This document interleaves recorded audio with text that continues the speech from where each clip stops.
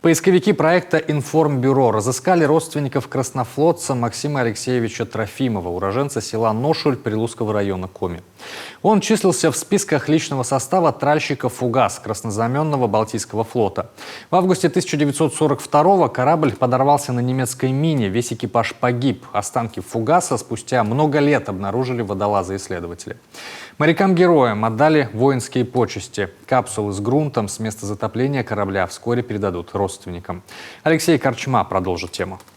Сторожевой корабль «Буря» и базовый тральщик «Фугас» – пожалуй, самая серьезная потеря Балтийского флота в годы Великой Отечественной. Корабли участвовали в Таллинском прорыве, сумели добраться до Кронштадта, но подорвались на минах в ходе боевой операции у острова Большой Тютяс в августе 1942-го. Советское командование не знало, что немцы выставили минное заграждение. Морские ежи унесли жизни 104 моряков. Караван вошел в минное поле, первым погиб сторожевой корабль «Буря». Он буквально разломился пополам и в считанные минуты затонул. Погибло более 70 человек.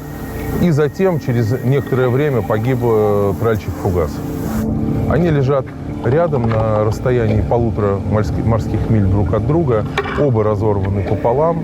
Разведывательно-водолазная команда Константина Богданова в 2015 году впервые обнаружила предполагаемое место затопления «Бури» и «Фугаса».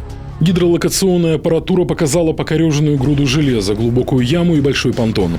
Получить более подробную информацию из-за плохой видимости в то время не удалось. Спустя годы водолазы вернулись на место и все-таки обнаружили корабли.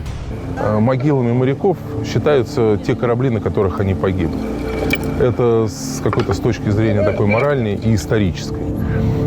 Кроме этого, если уже говорить более практично, то эти корабли очень сильно разрушаются, и мы не соберем всех.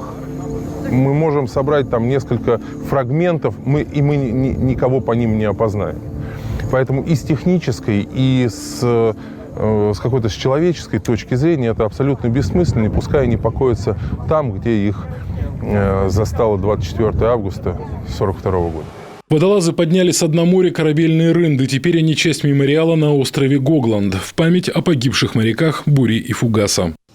Глядя на воду, в которую когда-то навечно ушли корабли вместе с экипажами, мы провожаем их в священное бессмертие. В бессмертие которого всегда достойны те, кто пал за Отечество. Слава нашей седой Балтике, колыбели русского флота. Слава всем морякам, кто сложил свои головы на морских рубежах во славу нашей России. В 80-ю годовщину со дня трагедии 11 внуков и правнуков моряков «Бури» и «Фугаса» прибыли на место затопления кораблей. Погибшим отдали последние воинские почести.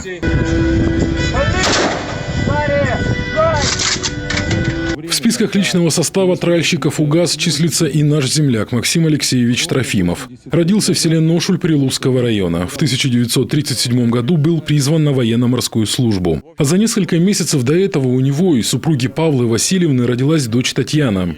Поисковики федерального проекта «Информбюро» нашли внуков и правнуков Максима Алексеевича. Они живут в Сыктывкаре и Ношуле. Вскоре родственникам героя передадут капсулу с места затопления кораблей. Алексей Корчма, телеканал «Юрган».